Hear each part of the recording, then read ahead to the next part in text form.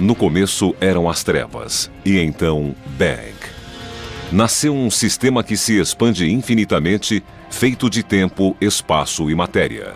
Agora vá mais longe do que jamais imaginou, além dos limites de nossa existência, em um lugar chamado o Universo.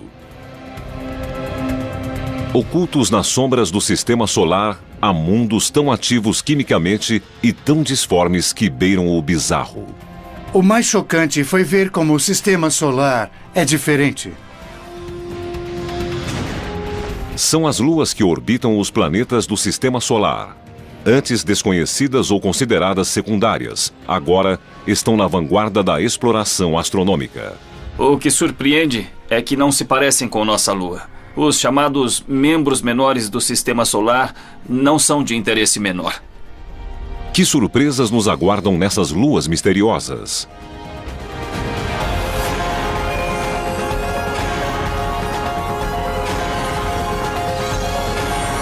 O Universo. Luas misteriosas. Nosso Sistema Solar foi sempre um terreno fértil para escritores de ficção científica. Mas, com os avanços exponenciais da tecnologia dos telescópios e contatos diretos feitos por sondas não tripuladas, foram abertas as portas para um novo balé de luas. A maioria gira para um lado, algumas giram para o outro, todas em ritmos diferentes, passando umas pelas outras. As internas ultrapassando as externas. Durante quase meio século, acreditou-se que o Sistema Solar abrigava apenas 32 luas. Suas dimensões variavam da lua de Júpiter, Ganimedes, maior que o planeta Mercúrio, a pequenas luas em formato de asteroide, como as luas de Marte, Phobos e Deimos.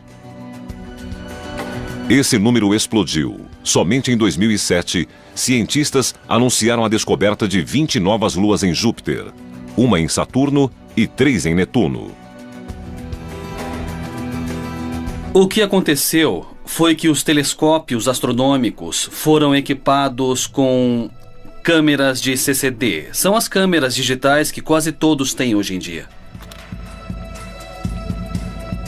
Para os astrônomos, é difícil precisar o número de luas no Sistema Solar. À medida que câmeras ficam mais sensíveis e telescópios mais potentes, novas luas são descobertas. As luas são classificadas de duas formas. Algumas, como a nossa Lua, descrevem órbitas quase circulares acima do equador do planeta e são chamadas de luas regulares. Embora nossa Lua tenha sido formada em um impacto, todas as outras luas regulares têm origem na aglutinação dos elementos que cercam o planeta pai, em um processo de acréscimo constante.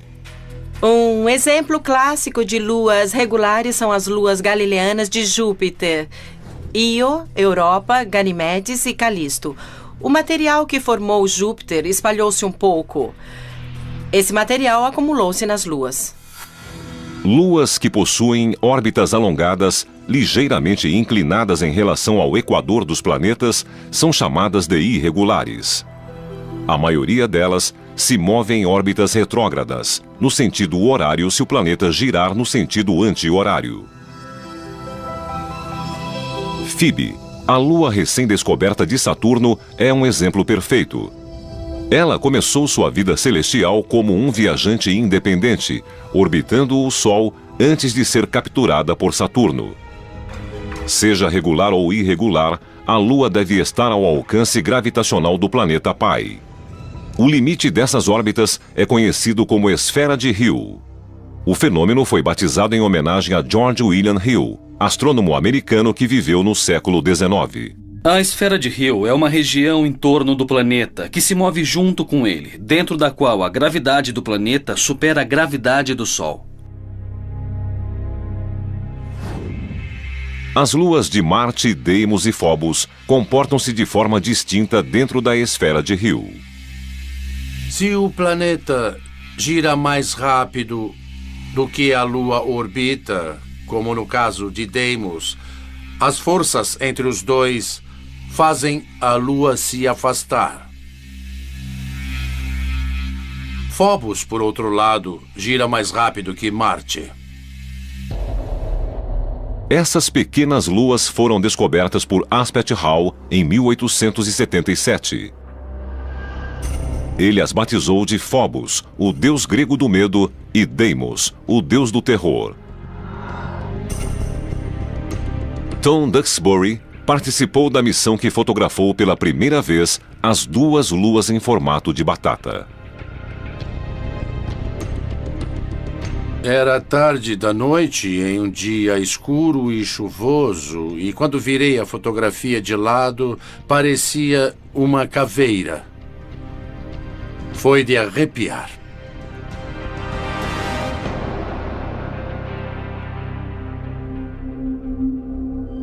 Phobos está numa espiral da morte. Ela orbita a apenas 6.000 quilômetros da superfície de Marte. Nenhuma outra lua está tão perto de um planeta no sistema solar.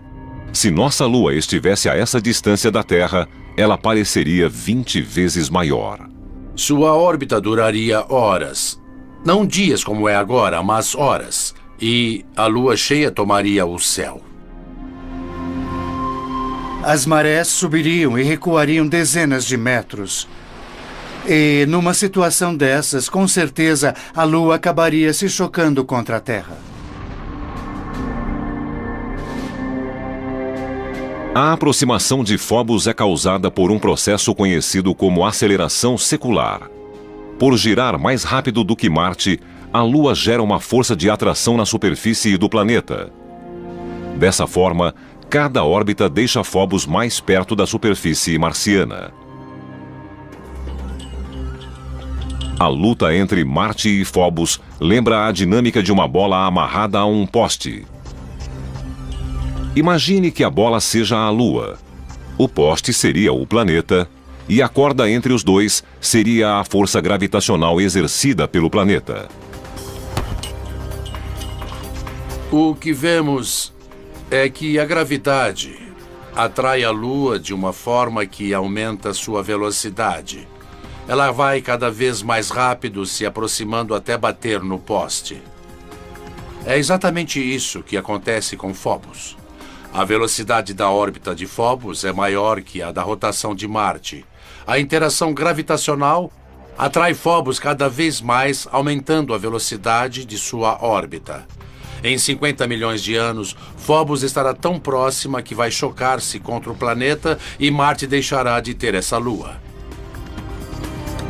Por outro lado, Deimos, a lua mais distante, tem uma órbita mais lenta do que a rotação de Marte. É como se desenrolasse o fio, e o que vemos é Deimos se afastando cada vez mais de Marte. Por fim, Deimos será tirada de Marte pela gravidade do Sol, ou seja, com o tempo, Marte não terá nenhuma lua.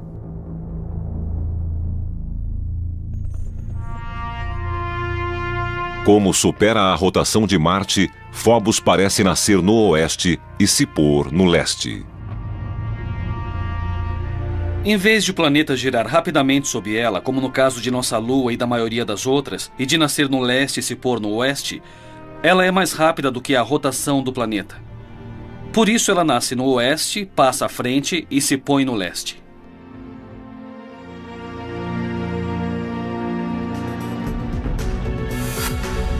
$50 milhões de anos se passarão antes de Phobos desaparecer.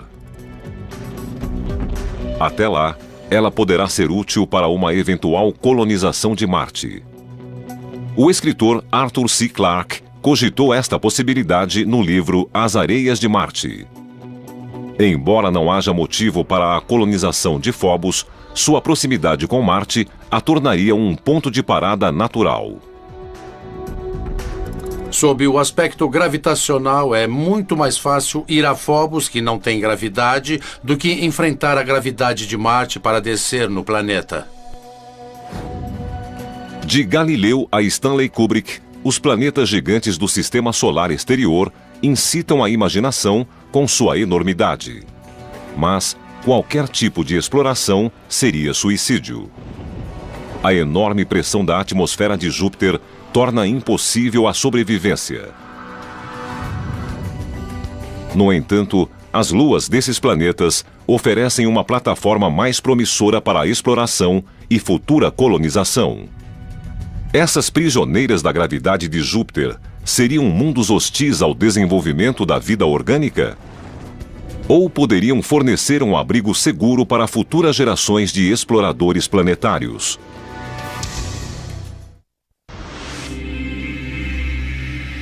Até pouco tempo, pouco se sabia sobre as luas dos gigantes de gelo e gás. Grande parte delas permanecia oculta no brilho de seus planetas. Agora, telescópios modernos e a exploração espacial não tripulada revelaram um reino ocupado por inúmeras luas, de mundos esféricos semelhantes a planetas, a luas disformes com apenas 50 quilômetros de extensão. Júpiter, o maior planeta do Sistema Solar, é um ímã de luas. Tudo começou 4 bilhões e meio de anos atrás, com uma enorme nuvem gasosa que colapsou em si mesma. Esse processo, conhecido como acreção, deu origem ao sistema joviano. Quase todo o material aglomerou-se formando Júpiter, mas uma porcentagem mínima juntou-se em pequenos grupos dentro da órbita de Júpiter. Essas mini-acreções solidificaram-se e formaram as luas regulares de Júpiter: Io, Europa, Ganimedes e Calisto. À medida que Júpiter coalescia, sua enorme força gravitacional atraía pequenos resquícios do nascimento do Sistema Solar. Os planetas gigantes se formaram em um ambiente gasoso rico, em que havia muito material por todo o Sistema Solar que ainda podia ser capturado. O número de luas de Júpiter varia de 60 a 200 dependendo de quem as conta. O mais certo é que, se fosse possível ficar no limite da atmosfera gasosa de Júpiter, quem olhasse para o céu veria uma dança magnífica de objetos lunares. Seria muito bom poder ver as luas. De tempos em tempos, Io passaria. A cada 2 vezes que Io passasse, veríamos Europa, ao mesmo tempo. E a cada 4 passagens de Io, veríamos Ganimedes. Um membro deste elenco joviano é tão afetado pela massa de Júpiter que literalmente sofre implosões. Em fevereiro de 2007, a nave New Horizons, a caminho de Plutão, voltou suas câmeras para Io. Io tem o tamanho aproximado da Lua terrestre e orbita a 420 mil quilômetros da superfície de Júpiter. O que a diferencia das outras luas jovianas é seu vulcanismo espetacular.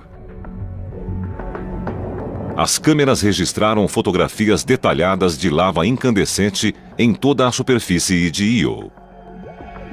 Uma enorme nuvem de poeira com 300 quilômetros de espessura ergue-se sobre a superfície da Lua. Assim como todas as luas regulares de Júpiter, Io recebe o nome de uma amante do deus Júpiter, da mitologia romana. Ela foi descoberta por Galileu em 1610. A Lua foi fotografada pela primeira vez pela nave Pioneer em 1974 e pela Voyager em 1979. Sua atividade pulsante vem intrigando cientistas há décadas. A Io expele cerca de 1 tonelada de material por segundo, a cada segundo de cada dia. É uma máquina fenomenal. Eu gostaria de ir a Io, mesmo sendo perigosa, quente e sulfurosa. Io é pequena demais para ter mantido o núcleo derretido desde a formação. Algum processo misterioso deve ser o responsável pelo aquecimento. O interior de Io deve permanecer derretido, porque é pressionado demais quando orbita Júpiter. O processo é conhecido como aquecimento friccional. A força gravitacional de Júpiter causa atrito no núcleo de Io. Da mesma forma que um escultor molda um bloco de argila, Júpiter está incessantemente criando sua própria obra-prima. Se uma lua sofre o efeito do aquecimento friccional, ela se torna maleável. Ela pode ser esticada como argila e deformada pela gravidade do planeta pai. A superfície da Lua é fria. Ela se parte da mesma forma que a argila quando se puxa rapidamente. Mas o interior, que é quente, pode fluir, ser esticado e moldado pela gravidade do planeta pai. Luas regulares costumam ter órbitas circulares. Para produzir aquecimento friccional, uma lua deve possuir uma órbita mais alongada na qual a distância do planeta mude radicalmente durante uma única revolução. Essas órbitas excêntricas ocorrem somente quando são influenciadas pela gravidade de outra lua. Quando uma lua está numa órbita excêntrica não circular, ela se aproxima e se afasta de seu planeta pai. Assim, ela é achatada e puxada quando está mais próxima. Io está em ressonância orbital com outras duas luas, Europa e Ganimedes. Enquanto Júpiter e Io lutam para estabelecer uma relação sincrônica, Europa e Ganimedes puxam Io em direções opostas. Júpiter a puxa de volta e Io é esticada e comprimida no processo. O aquecimento friccional em Io, responsável por seus grandes vulcões, tem um efeito colateral. Ele cria o maior objeto visível estacionário no sistema solar. Uma enorme nuvem gasosa 500 vezes maior do que Júpiter. Em 1990, o professor Michael Mendilo e sua equipe da Universidade de Boston descobriram uma grande nuvem gasosa espalhando-se de um lado a outro de Júpiter. Eles foram os primeiros a fotografar a nébula por inteiro, descobrir suas origens e o mecanismo que a faz crescer. A Io é muito pequena e não possui atmosfera, mas seus vulcões estão continuamente expelindo um material que poderia ser uma atmosfera. Mas você poderia perguntar por que não tem uma enorme atmosfera se todos os vulcões estão ativos há eras. Bom, é porque o material escapa. O principal gás é o sódio. Embora represente apenas 5% dos materiais expelidos por Io, ele é facilmente detectável por telescópios na Terra. O sódio emite um brilho alaranjado. Na verdade, o sódio é comumente utilizado para iluminar as ruas de muitas cidades do mundo todo. As moléculas do sódio e de outros gases são projetados pela luz do Sol em elétrons no campo magnético de Júpiter. Elétrons e prótons são liberados por algumas dessas partículas e ionizam. Os íons, na forma de plasma, são carregados pela poderosa magnetosfera de Júpiter. A velocidade aumenta de forma dramática em função do campo magnético. É como dar uma volta em um carrossel cósmico. As linhas do campo magnético são os postes, e de tempos em tempos, o átomo de sódio é apanhado juntamente com o elétron. Agora eu estou no núcleo de plasma de Júpiter, com todos os outros íons e elétrons que foram capturados anteriormente. E então os íons e elétrons recombinam e o nêutron não é contido pelo campo magnético e acaba escapando numa velocidade muito maior. E ele é suficiente para escapar de Júpiter. E eles foram a maior nuvem de gás visível que está permanentemente no sistema solar. Se a nébula pudesse ser vista a olhos nus, teria o tamanho de 12 luas no céu. É tão grande que, para vê-la, Michael teve de criar um telescópio especial. Na verdade, para se ter um grande campo de visão, só precisamos de uma pequena lente. O binóculo nos dá um grande campo de visão. Em 1991, o telescópio era considerado corriqueiro, mas sua câmera era altamente sofisticada e, na época, revolucionária. Era uma câmera digital. Quando se tira uma foto na forma de números, é possível fazer qualquer coisa com ela. Michael e sua equipe sabiam que havia sódio na nébula. O sódio também está presente na atmosfera terrestre. Eles conseguiram comparar imagens digitais das atmosferas da Terra e de Júpiter e criar uma imagem da nébula. Seria muito difícil fazer isso com apenas 2 fotografias em papel, mas com as câmeras digitais revolucionamos a forma de processar as imagens. Io, sem dúvida, seria um destino de enorme interesse científico, mas seu ambiente hostil descarta essa possibilidade. Até mesmo o pouso de uma sonda não tripulada seria difícil em meio à superfície instável da Lua.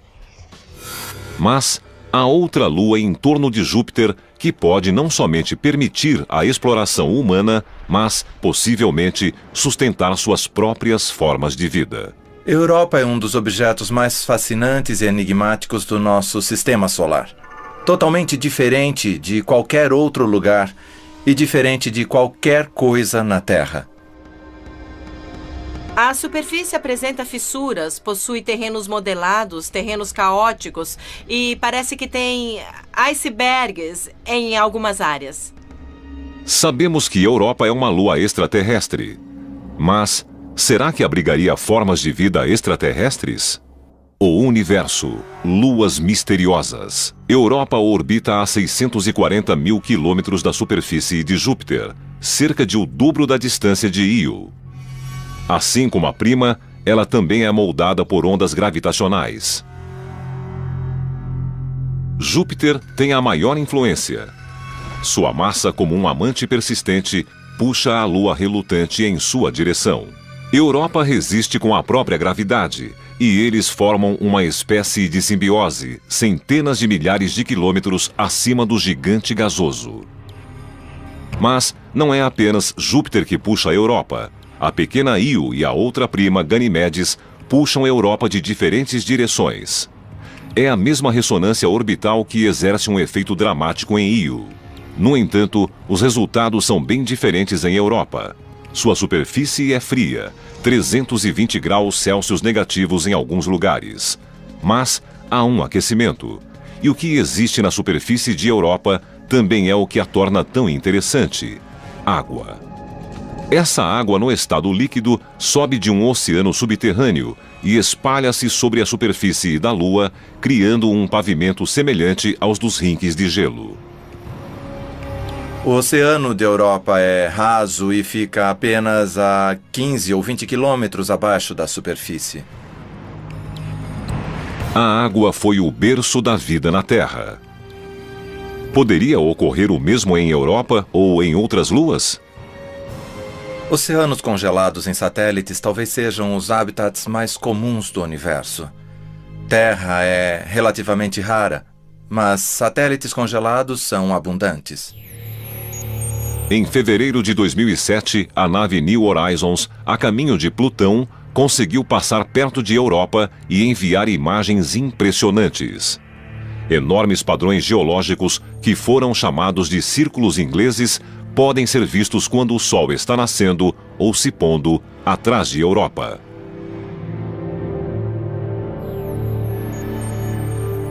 Eles são muito grandes. Se você tentasse atravessar um desses círculos, desceria até um local algumas dezenas de metros abaixo do nível onde começou e subiria novamente.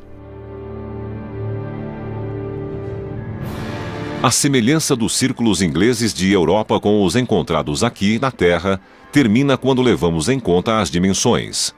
Cada um deles tem de 3 a 5 mil quilômetros de diâmetro. Eles são rasos demais e muito uniformes para serem crateras criadas por impactos. Asteroides e cometas possuem diferentes tamanhos e formatos. Os círculos de Europa são geologicamente muito semelhantes. Embora nada tenha sido provado, tudo indica que a grande massa de Júpiter seja a responsável por eles. Supõe-se que o gelo que cobre a Europa não é preso ao núcleo da Lua. Em vez disso, flutua sobre o oceano abaixo como um iceberg esférico. A região polar teria sido moldada por Júpiter e, ao longo de centenas de milhares de anos, deslocado-se em direção ao Equador. Isso formaria uma série de pequenas depressões circulares a partir da região polar em direção ao Equador. Se a crosta de gelo em Europa possuir estrutura semelhante aos icebergs na Terra, a maior parte dela estará abaixo da superfície do oceano. Isso teria enormes implicações para explorações futuras. Significa que abaixo dela deve haver uma quantidade de gelo 8 ou 9 vezes superior para que esse tipo de topografia exista. A teoria do iceberg derruba a crença de que o oceano de Europa pode ser facilmente alcançado através de uma fina crosta. O mapeamento por radar e por radiação ultravioleta será ainda mais importante antes que uma sonda pouse na superfície da Lua. Futuros exploradores terão de procurar os pontos por onde a água do oceano chega à superfície e, a partir deles, encontrar um meio de chegar a ele. Os mesmos exploradores talvez decidam montar uma base de operações em Ganimedes, a maior lua de Júpiter. Assim como Phobos serviria como ponto de parada na exploração de Marte, Ganimedes teria a mesma função no sistema joviano. A Lua é maior que o planeta Mercúrio, e sua gravidade, entre todas as luas de Júpiter, é a mais próxima da gravidade terrestre. Embora esteja em ressonância orbital com Io e Europa, está longe o bastante de Júpiter para ser menos afetada pelas forças de atração do gigante gasoso. Em Ganimedes poderíamos, digamos, pousar em uma grande cratera e construir uma região protegida por um domo, impedindo a entrada das partículas carregadas do sistema joviano e criando um local seguro para estudar não só Ganimedes em si, seu campo magnético, seu interior e sua geologia, mas o sistema de Júpiter como um todo. Ganimedes é a única lua no sistema solar com o próprio campo magnético. Para que isso seja possível, ela deve possuir massa suficiente e um núcleo aquecido. A massa é visível, mas não se sabe exatamente de onde vem o calor. Ganimedes sofre influência das forças de atração tanto de Io como de Europa. No entanto, medições feitas em sua órbita indicam que ela é esférica o bastante para evitar as deformações sofridas pelas luas menores. Imagina-se que aconteceu alguma coisa no passado de Ganimedes que mudou ligeiramente sua órbita. Talvez essa irregularidade tenha ficado fora de controle por algum tempo e gerado muito calor no interior da Lua, aquecendo o núcleo. Na verdade, não sabemos. A única certeza que temos é que a passagem da nave New Horizons pelo sistema joviano nos deu uma boa ideia das maravilhas que poderemos encontrar nas luas de Júpiter. Cientistas aguardam com ansiedade o dia em que uma sonda descerá em uma dessas luas e começará a revelar os segredos desses mundos misteriosos. Outra lua gelada orbita o gigante gasoso Saturno. Ela é pequena demais para manter a própria atmosfera, mas isso não a impede de se aproveitar da atmosfera de seu planeta pai. Encélado, embora muito pequena, tem o nome de uma tribo de gigantes da mitologia grega. Assim como Io e Europa, Encélado tem uma órbita excêntrica em torno de seu planeta pai, Saturno. As forças de atração de Saturno esticam e puxam a pequena lua, gerando calor em seu interior. Mas, diferente de Io, o material fundido não é expelido para uma nuvem gasosa. A água também não aflora do mesmo modo que em Europa. Na verdade, Encélado lança água em jatos na atmosfera de Saturno. Nós chamamos de vulcão. É mais como um geyser. O vapor de água fica, então, orbitando a pequena lua ou, devido à proximidade com Saturno, é atraída ao planeta pela gravidade. A partir do trabalho desenvolvido no estudo de Io, Michael Mendilo e sua equipe na Universidade de Boston voltaram as atenções para o efeito de Encélado sobre a atmosfera de Saturno. Descobrimos que a água é um excelente catalisador para recombinar íons e elétrons. Antes de Cassini, cientistas baseavam-se em modelos feitos pelo computador para determinar as condições atmosféricas em torno de Saturno.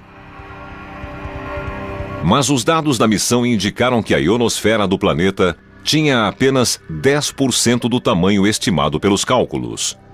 A água gelada expelida por Encélado neutraliza as partículas carregadas na ionosfera de Saturno. Autorização confirmada. Decolar. Assim, os cientistas descobriram quase por acaso o efeito exercido pela água na atmosfera terrestre. Em 1973, quando a NASA lançou seu laboratório espacial, também lançou pela última vez o foguete Saturno V, o foguete da Lua. E nunca antes um veículo espacial havia queimado combustível até atingir a ionosfera. Aquele motor gigantesco lançou 1 tonelada por segundo de vapor d'água na ionosfera. E a ionosfera quase desapareceu naquele dia. O foguete abriu um buraco na ionosfera terrestre, a camada superior da atmosfera. Foram necessárias 24 horas para a radiação ionizante do Sol fechar esse buraco. No entanto, em Saturno, onde Encélado lança continuamente 6 toneladas de água por minuto na atmosfera, os efeitos são marcantes. Não existe a possibilidade de Encélado acabar completamente com a ionosfera do planeta pai. Mas esta lua minúscula, com apenas 500 quilômetros de diâmetro, chamou a atenção da comunidade científica e do próprio Saturno. Enquanto nos preparamos para enviar sondas a Phobos e Europa e para estudar dados de Titã, Encélado e Io, um grupo totalmente novo de luas está literalmente entrando em universo, luas misteriosas.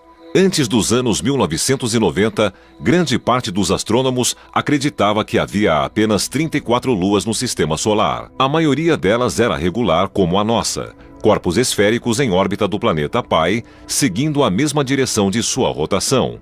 Mas alguns desses satélites são conhecidos como luas irregulares.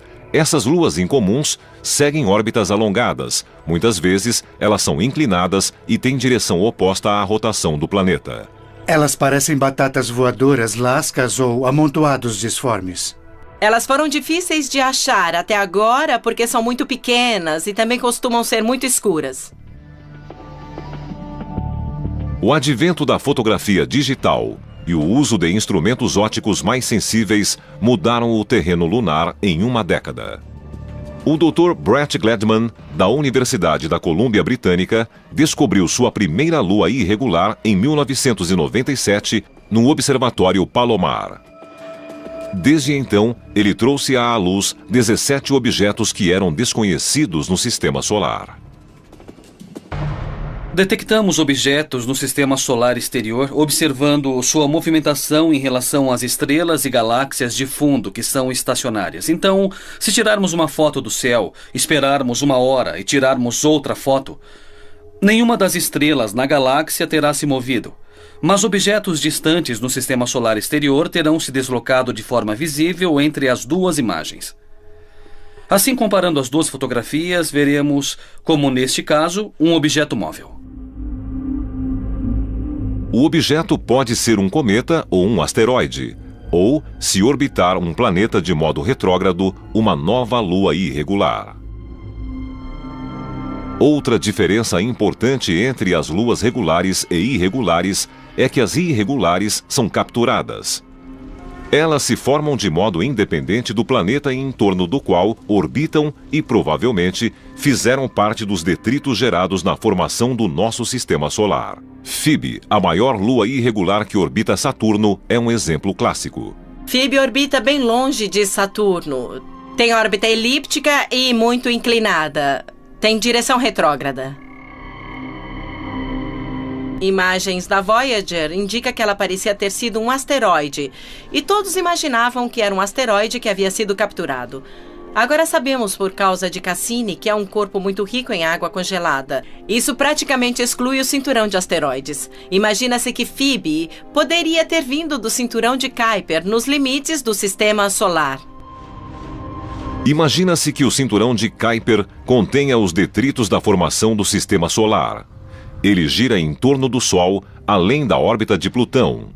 No entanto, outra teoria sugere algo totalmente diferente. É muito mais provável que Phoebe tenha se formado numa órbita independente em torno do Sol e depois capturada na órbita de Saturno, enquanto os outros objetos se formaram próximos de Saturno ou foram incorporados pelo planeta ou ejetados do sistema solar. Phoebe então seria composta dos detritos planetários que flutuavam em torno de Saturno na época de seu nascimento. Por causa disso, deve possuir um material diferente de algumas das luas irregulares que orbitam Júpiter. Se for este o caso, seria possível discernir e comparar os diferentes ingredientes que deram origem a esses dois gigantes gasosos. Atualmente, 3 teorias tentam explicar como Phoebe e outras luas irregulares perderam sua independência. 2 delas sugerem que elas foram capturadas quando o sistema solar estava em formação e os planetas ainda eram um acúmulo de bolhas de gás e detritos. A teoria do arrasto gasoso é a mais direta. Gases densos circulavam em torno do planeta em formação quando um cometa, asteroide ou uma combinação dos dois passou através da mistura gasosa. Nós sabemos que os planetas gigantes construíram seus sistemas de satélites em grandes discos em torno deles, uma espécie de mini-sistema solar ao redor de cada planeta. E o gás e a poeira presente nesse disco também funcionam como fontes de atrito, onde planetesimais de passagem reduzem a velocidade, são capturados e entram em órbita. A segunda teoria é uma variação da primeira e, por vezes, é chamada de teoria da atração. Neste caso, em vez de ser capturado ao passar pelos gases em acreção, o objeto é puxado para a órbita do planeta em formação pela força gravitacional crescente. As 2 teorias de captura funcionam bem nos casos de Júpiter e de Saturno, porque a quantidade de matéria durante sua formação era grande o bastante para reduzir a velocidade dos objetos passantes. Mas o mesmo não acontece nos caos de Netuno e de Urano. Devido ao frio extremo, os 2 planetas formaram-se muito mais lentamente, e é difícil acreditar que os materiais aglutinados possuíam massa suficiente para deter um objeto em movimento no sistema solar. No entanto, os 2 planetas possuem luas irregulares. Assim surgiu uma terceira teoria, a da interação de 3 corpos.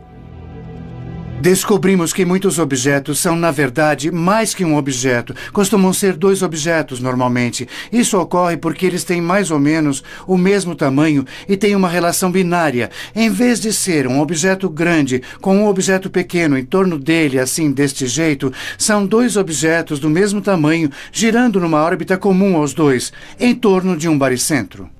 Um par binário existe quando 2 objetos do mesmo tamanho estão próximos o bastante do baricentro para evitar que um terceiro objeto de dimensões maiores os separe. Mas, quando um dos elementos do par binário é consideravelmente maior que o outro, um terceiro elemento de maior porte tem uma chance maior de separá-los. O menor tenderá a descrever uma órbita muito maior que o manterá mais distante. Isso faz com que o objeto menor se aproxime o bastante do planeta para ser capturado, enquanto o parceiro é lançado em uma órbita independente. Uma lua, no entanto, parece desafiar a classificação. Tritão descreve uma órbita retrógrada em torno de Netuno, no sentido oposto à rotação do planeta. Isso a tornaria uma lua irregular. No entanto, ela é esférica e orbita próxima ao Equador em uma circunferência quase perfeita. Essa é a descrição clássica de uma lua regular. Ela também emite misteriosos jatos gelados, indicando que já tinha sido ou possivelmente ainda seja vulcanicamente ativa. O Universo. Luas misteriosas. Antes que Voyager 2 fosse ao sistema solar exterior, Tritão era considerada uma bola rochosa sem vida de tamanho aproximado ao de nossa Lua.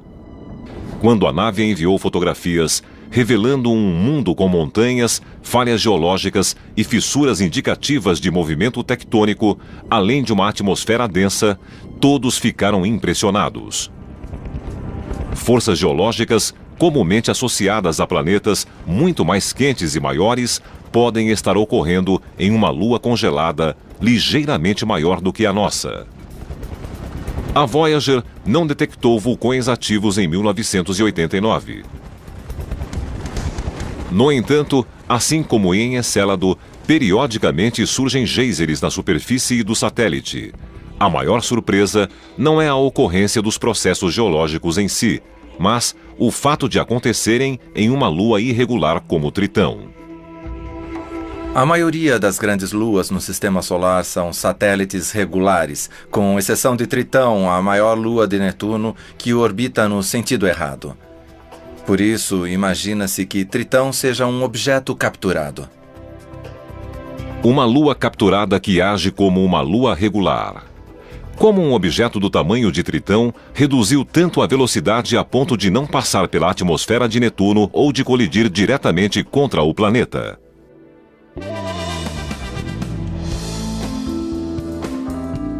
Não existe aposta garantida, mas algumas teorias têm melhores chances. Assim como jogadores na roleta, Tritão e Netuno fizeram as apostas e contaram com a sorte. Façam suas apostas e boa sorte. Na roleta, há várias formas de apostar.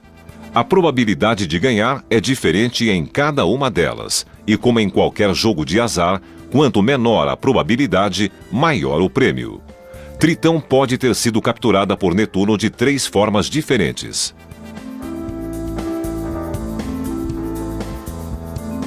As 3 hipóteses são fisicamente possíveis, mas a primeira ideia de um arrasto gasoso é a menos provável, simplesmente porque o intervalo de tempo em que Netuno teve um disco de gás e poeira que poderia ter capturado a prototritão foi muito pequeno. A chance seria muito pequena. Seria como apostar no zero verde da roleta.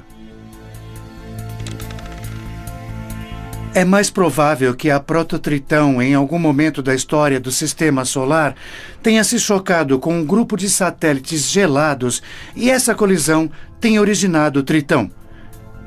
Seria como apostar nos 12 primeiros números da roleta. Há uma chance em 3 disso ter acontecido. A melhor aposta é nos números pares. Nesse caso, haveria uma chance em 2 de as coisas acontecerem, e a melhor aposta atualmente é a hipótese da captura binária, porque sabemos que havia provavelmente milhares de objetos no cinturão de Kuiper que teriam o tamanho certo ligados a um objeto ainda maior, e Netuno poderia ter capturado um deles. Ninguém sabe qual foi o número vencedor nos primeiros dias do Sistema Solar, quando Netuno capturou Tritão. No entanto, assim que começou a orbitar o planeta de forma irregular, Tritão começou a destruir tudo em seu caminho. Netuno não tem um sistema de satélites muito regular. Imagina-se que a captura de Tritão atrapalhou o que teria sido um sistema regular, como o de outros planetas. É como se Tritão tivesse ficado irritada com a perda da liberdade e descontado nas outras luas de Netuno. Mas de onde veio essa lua teimosa?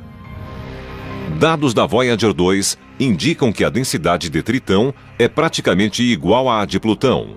Isso revela uma identidade que nenhuma outra lua comum possui. Suspeita-se que Plutão e Tritão sejam ambos objetos originários do cinturão de Kuiper. O sistema solar exterior era composto de objetos grandes indo em várias direções, e alguns deles formaram os planetas gigantes, outros foram lançados ainda mais longe, para onde estão até hoje, no cinturão de Kuiper. Colisões, acreções e capturas reduziram o que já foi uma grande estrada de materiais de construção planetária. No início da história do Sistema Solar, o cinturão Kuiper deve ter tido objetos muito maiores, acumulando uma massa equivalente a 50 terras. O cinturão atual tem massa menor que a de uma terra. O que resta no cinturão de Kuiper é tão antigo quanto o próprio Sistema Solar. O material que compõe os objetos binários, estilhaços de colisões e até mesmo algumas luas desconhecidas não mudou nos últimos 4 bilhões de anos. É incrível como as luas são diferentes no Sistema Solar exterior. Na primeira vez que eu fui a um instituto de astronomia nos anos 60, não havíamos visto nenhuma das luas. Eram pequenos pontos no telescópio. Por isso não fazíamos ideia da diferença. O mais chocante é conhecer a variedade existente no Sistema Solar. Isso surpreendeu muito a mim e a todos daquela época. Ao retornarmos para casa, voltando dos limites gélidos do Sistema Solar, impressionados com a vastidão do universo e a majestade dos planetas, vale a pena fazer uma pausa para admirar os pequenos mundos nas sombras. Essas luas distantes, antes consideradas secundárias, guardam mistérios que a curiosidade humana terá de desvendar.